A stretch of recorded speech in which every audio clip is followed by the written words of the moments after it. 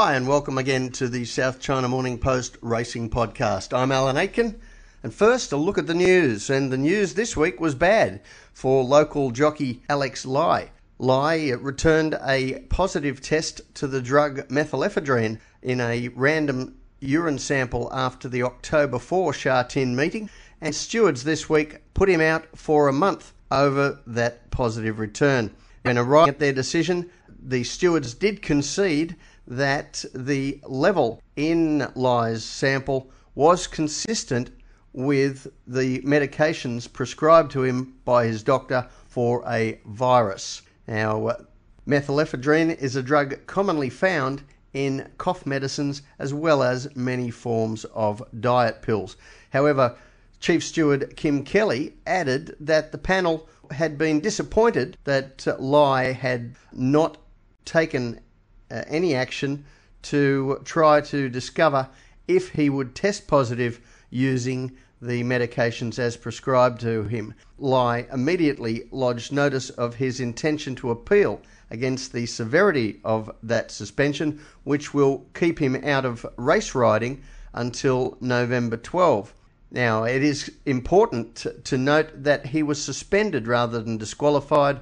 That distinction means that Lai, even if his appeal fails, will continue to ride track work and trials while he is barred from riding in races.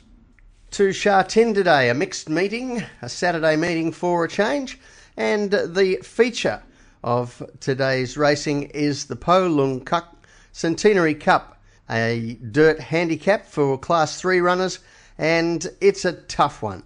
Punters have really been handed a difficult feature race here, but I've gone for a horse having his 94th start today, and yet he's never raced in better form, and that's old Magic Temple. He's a veteran of the all-weather surface. This will be his 72nd start on the all-weather, and as a 9-year-old, he's going great guns. Darren Beedman pointed perhaps to the reason after winning in Class 4 on Magic Temple last start, saying that a new bit which was applied by trainer Sean Woods not too long ago, has Magic Temple much more tractable to handle in his races. And that Class 4 win was a very easy win indeed, under 131 pounds. He will drop down to the bottom of the weights today, and perhaps the biggest challenge is for Brett Preble to be able to give a copy of Beedman's brilliant ride in Class 4. Jockey Challenge time, and the early shoppers jumped into Douglas White last night with the Durban Demon firming up from 3.4 to 3.15 in the first moves on the market, with Brett Preble easing out to second favourite from 3.2 to 3.3, and my pick, Zach Purton, 4.5 out to 4.6. And Purton may even ease a little bit further once the first race is completed today, because he doesn't have a ride, and both White and Preble have winning chances. But nevertheless, I think Purton's the man to beat. He's got 8 rides. He's giving away a head start in that regard to both Preble and White, but he does have the benefit of 2 free kicks on the program in Aashiq and Royal Flush, both going to be very short odds and tough to beat.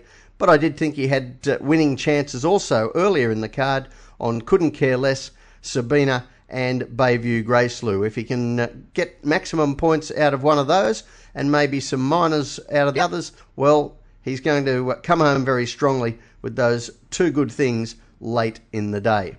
And as we move on to best bets, we might as well strap that onto the end of the Jockey Challenge, because Aashiq is my best for the day. Race 8, number 10, very promising horse. It took Beauty Flash to beat him at his final run for last season. He resumes, but he does look well prepared for today's race. And that's all for today's edition of the South China Morning Post Racing Podcast. For more on anything you've heard here, pick up your copy of the South China Morning Post today, or take a look online at www.racing.scmp.com. I'm Alan Aitken. Good punting.